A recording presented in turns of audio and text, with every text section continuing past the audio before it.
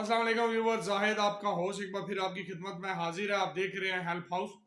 दोस्तों, आज की इस वीडियो में मैं आपको बताऊंगा, बहुत सारे दोस्त जो पूछते हैं कि इकामा, मोस्टली जिन्होंने छुट्टी वगैरह जाना होता है, इकामा कितना टाइम पहले जो है रिन्यू करवाया जा सकता है।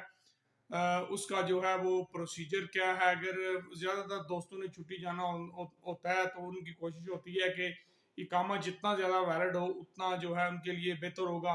तो वो कितना अरसा पहले, जैसे पासपोर्ट का मैंने बताया था कि 6 महीने पहले रिन्यू हो जाता है, इस तरह इकामा कितना टाइम पहले घरेलू मुलाजमीन के लिए जो है वो रिक्वायर्ड है कि इतने दिन पहले रिन्यू होगा। और जो कंपनियों में लोग काम करते हैं, कमर्शियल वीज़ों पे काम करते हैं, उनके लिए कितना जो है वो टाइम पहले रिन्यू करवाया जा सकता है। तो उसके लिए इकामा रिन्यू करने के लिए कौन से डॉक्यूमेंट्स है जो वैलिड होना ज़रूरी है, जिससे इकामा रिन्यू होता है। वीडियो की तरफ बढ़ने से पहले चैनल को ज़रूर सब्सक्राइब करिए, क्योंकि इस चैनल के तवज्जुह से आपको सऊदी अरब से रिलेटेड अपडेट इंफॉर्मेशंस, इकामा, जवाज़ात, छुट्टी, पासपोर्ट, हर तरह की मिनिस्ट्री वगैरह से रिलेटेड इंफॉर्मेशंस जो हैं वो मिलती रहती है।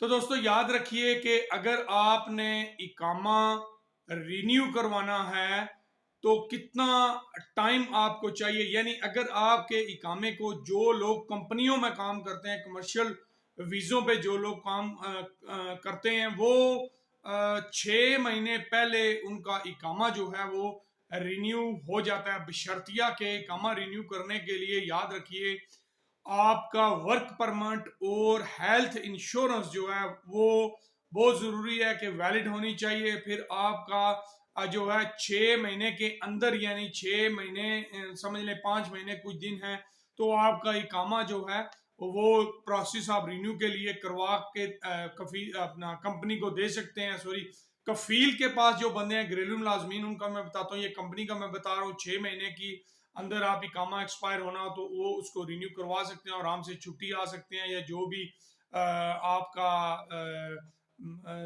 ज़रूरत है उसके मुताबिक आप अपना काम इकामा रिन्यू करके कर सकते हैं। इसके अलावा घरेलू मुलाजमीन जो हैं वो 14 दिन के अंदर, याद रखिएगा, आप अपना इकामा जो है वो रिन्यू करवा सकते हैं। उसमें कोई भी प्रॉब्लम नहीं है। 14 दिन के अंदर, यानी एक्सपायरी में 14 दिन रहते हैं, तो उसमें आप इसके लिए भी आपके जो हेल्थ इंश्योरेंस वगैरह जो है ये वैलिड होना ज़रूरी है।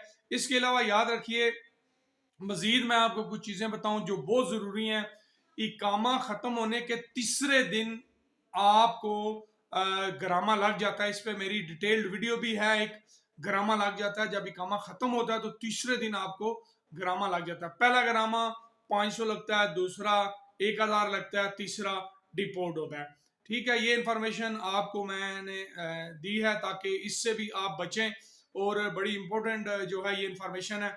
आप अपने होस्ट को अगली वीडियो तक के लिए इजाज़त दीजिए। उम्मीद करता हूँ इस छोटी सी इंफॉर्मेशन से बहुत ज़्यादा फ़ायदा आप तक पहुँचेगा। ये सब्सक्राइब करना मत भूलिएगा, ये तोहफा होता है इस चैनल के लिए। आप सब्सक्राइब करते हैं तो हमें खुशी होती है, आपने सब्सक्राइब किया है। अगली वीडियो तक के लिए इजाज़त दीजिए। अपना अपने साथियों को बहुत ज़्यादा ख्याल रखिएगा। अल्लाह हाफ़िज़।